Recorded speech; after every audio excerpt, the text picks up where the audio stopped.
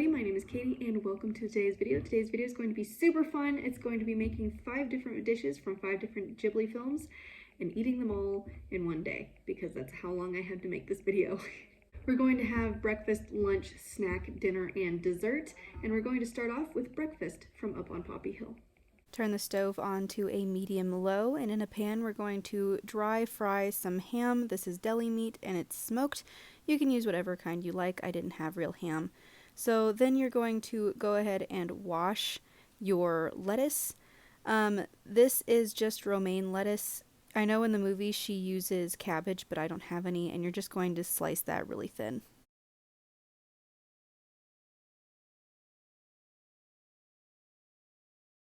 Here we're going to boil some water for the miso soup.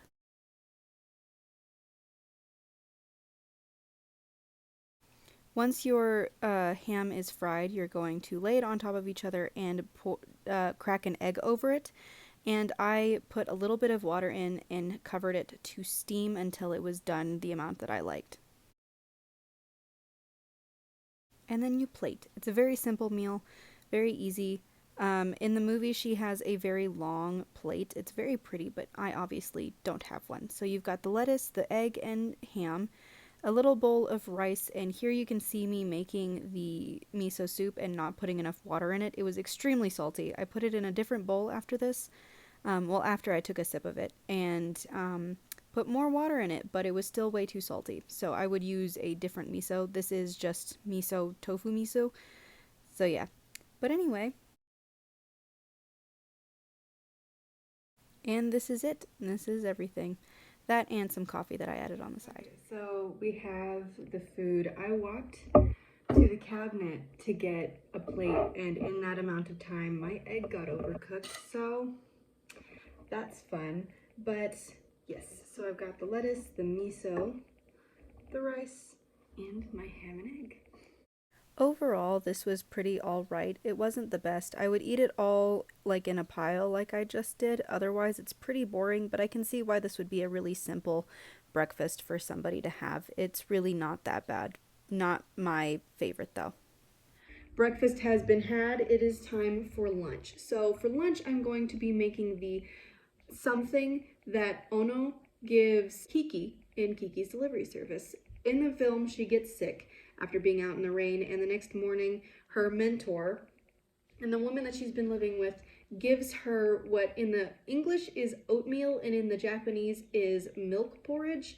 I looked it up, and the only kind of thing I could find that was called milk porridge is a really old recipe for okuya, which is basically a Japanese version of congee, or a rice pudding. And honestly, I don't think that it would be a great idea to give somebody who is sick something thick and heavy like rice pudding. So we're going to try and make okuya today. Okuya is also featured in, I believe, Princess Mononoke, so we might be basically hitting 2 films with this one dish. Or if it's not, if I'm wrong and it's not in Kiki's delivery service at all, it's at least in Princess Mononoke. So the first thing that I wanted to mention is that I was saying this incorrectly. It's okayu, not okuya, but I'm sorry about that. But the first thing we're going to do is we're going to slice up a bunch of chicken thighs and we're going to marinate them. I did not use all of these chicken thighs in the recipe. This marinade is not measured at all, but it's soy sauce, oyster sauce,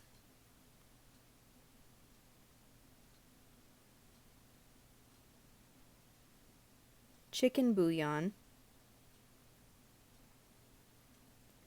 and ginger powder specifically. Then you're going to add salt and pepper to taste, massage it, and put it in the fridge for about an hour. Then on the stove, you're going to put in about 1 cup to 1.5 cups of cooked rice with 2 cups of water, which will be right here, and 2 cups of chicken stock. I would change this to being 1 cup of water and 2 cups of chicken stock, just because it ended up too liquidy. Going to put it on medium high, and while it's boiling, you're going to put in the garlic, some cilantro, and some ginger powder.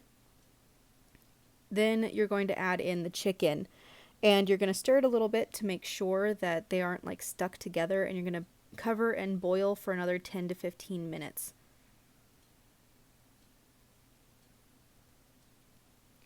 After that 10 to 15 minutes passes, you're going to stir and add in the mushrooms. They're supposed to be shiratake mushrooms, dried shiratake mushrooms specifically, but I didn't have any, so I'm using baby portobellos, but you can use whatever mushrooms you have.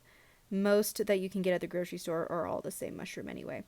So you're going to stir that up, and you're going to put it back on keep it boiling, put the lid back on, and keep it there for another 10 to 15 minutes.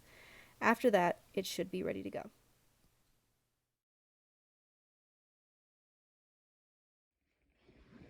Okay, so the okuya or kanji is done, and I can say that I do not think I made this correctly. It is too liquidy. I should have probably halved the amount of liquid that the recipe said, because I think 4 cups of liquid to 2 cups of cooked rice, or to 1 cup of cooked rice, is probably too much. So I would say instead of doing 4 cups of liquid, do 3 cups. So 2 cups of the chicken broth or 1 can and a cup of water. But I added a little bit of soy sauce on top of this just to give it a little bit more flavor. It's very, it looks good. It looks like basically like chicken noodle soup but with rice. So I'm going to taste. It's good. It's very good. Chicken. For the amount of time you have to cook this, I really do recommend using dark meat because it will not dry out. Overall, very pleasant. Do I think it's really very accurate? Probably not. There's like some lumps and stuff in the whatever she gets in the movie, but it's not quite as much stuff in it. I think it's probably just pieces of chicken with no mushrooms, and it doesn't look like it has any kind of cilantro or other seasonings to it. And if I made this entirely incorrectly, I'm sorry. I followed a recipe. This is what it told me to do. This is very good for sick days, so I can see why this would be like a sick day soup. However, it is much too liquidy, and I do think that either I should have just gone ahead and done the longer one where you end up cooking the rice for like 2 hours using uncooked rice, or I should have used 1 less cup of liquid. But it tastes good, and you know what? If I were Kiki, I would take this on a sick day. So it's not bad. It's almost 3 o'clock, which means it's time for a snack, which also brings us to movie number 3, which is Spirited Away. So in Spirited Away, there's a couple of scenes of food. Most of the time when people do a Spirited Away video, they do the tea time that she has near the end of the movie, one of the dishes that her parents eat near the beginning, or usually the giant steamed bean bun. But today we're going to be doing the onigiri, which is given to her by Haku and is the first food that she eats in the spirit world. It is not clear what kind of onigiri she's eating, but I'm going to be making some spicy tuna. I'm only making one spicy tuna rice ball. First thing you're going to want to do is drain your tuna and make some fresh rice. I did not show you making the rice. I am sorry. Then you're going to put the tuna in a bowl and put however much sriracha you want on and quite a bit of mayonnaise before you really mix it together. Like, really mix it together. You want no piece uncovered. Then, once everything is mixed to your liking, you're going to set that aside and place down some saran wrap. I placed this angle terribly, and I apologize for that. But once you have the saran wrap down, you're going to take about half of the mixture, a little over half of the mixture, not the mixture, the rice, and you're going to plop it down in the saran wrap, and you're going to try to get it fairly flat and even all across the board. Once you're finished with that, you're going to add in the spicy tuna mayo. I added a little too much sriracha, not gonna lie. Then whatever you haven't used of the rice, you're going to try and put that on top. It's going to fall all over the place, and you're going to have to do it with your hands anyway. You're going to try to get it as covered up as you can, and then you're going to fold the saran wrap around the onigiri. This is kind of why the camera angle is bad, is because you cannot see what I am doing. But once you have the saran wrap all the way around it, you're going to try your best and fail miserably to shape it. Notice how it is not really a triangle. Then you're going to futilely continue trying to fix it pretty much until you eat it. But don't worry, it's fine. Put it on a piece of plate. Put it on a plate and continue futilely trying to fix it, and you're ready to go. Traditionally, these have seaweed wrapped around it, but in the movie, she does not. I also did not make it nearly as big as it is in the movie, because it's like 2 hands in the movie. But let's go ahead and try it.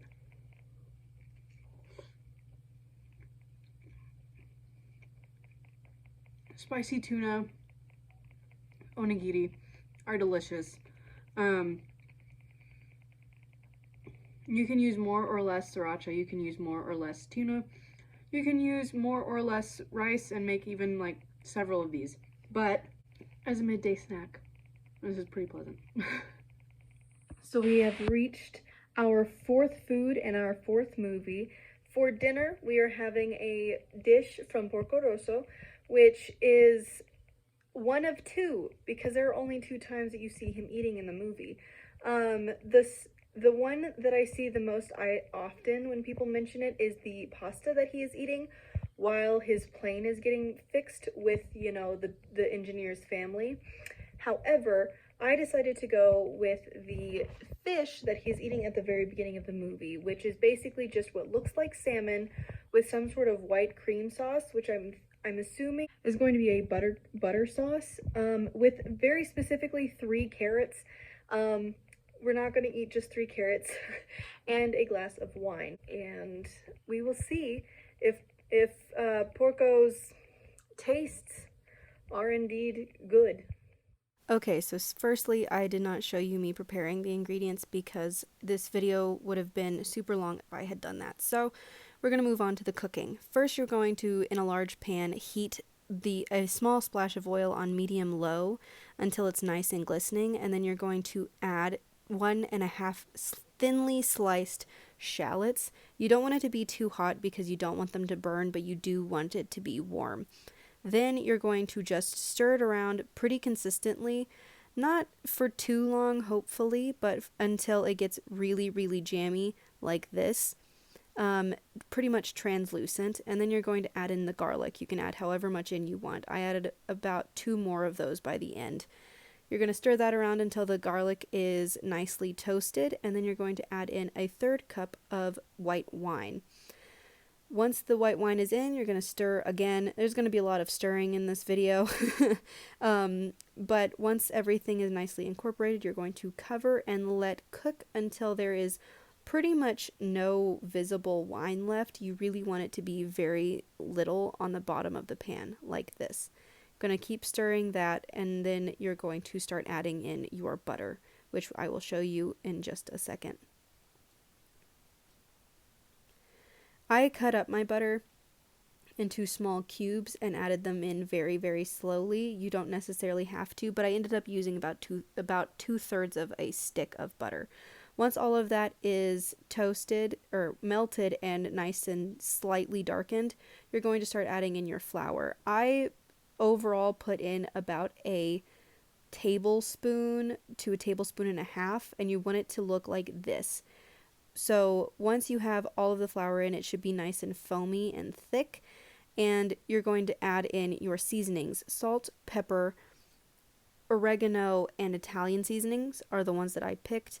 You can use whatever you like, but I think that this will give you the best outcome. And then you're just going to keep stirring once you have all of those seasonings in there.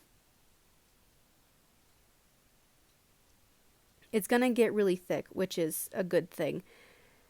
Then you're going to add in your milk, 1/3 cup at a time. It's going to get really, really thick and goopy, and then it's going to start thinning out the more you add.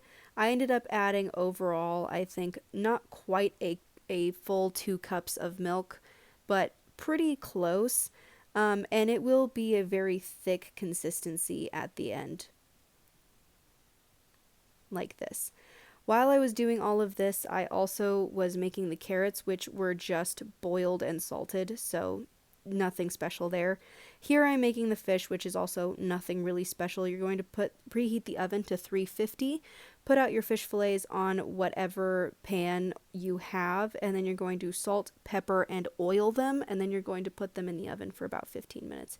Nothing special, nothing intense for the fish. The sauce is really the star of this dish.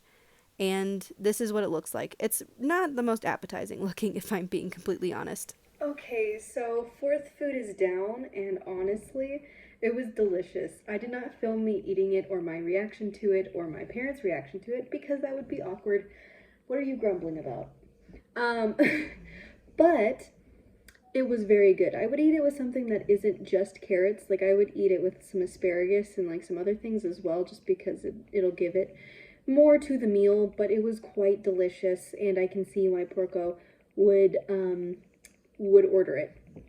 Which brings us now to our fifth and final food, which is coming from My Neighbor Totoro. Do you mind? You better not eat her food. In My Neighbor Totoro, there are two instances specifically that I can think of when you see food. You have when they have their bento boxes, which you never actually see any of them eating, and when they first get there and are given mochi. In the English dub, they call it cake, which I think is hilarious because she's like, "Ooh, thanks for the cake," and then like rips this piece of mochi off. But I know that I like mochi. And this is Mochi Ice Cream. I prefer Mochi Ice Cream to just mochi by itself, but this is strawberry flavored. It is quite cold still, but I really do like mochi, so I know I'm going to enjoy this.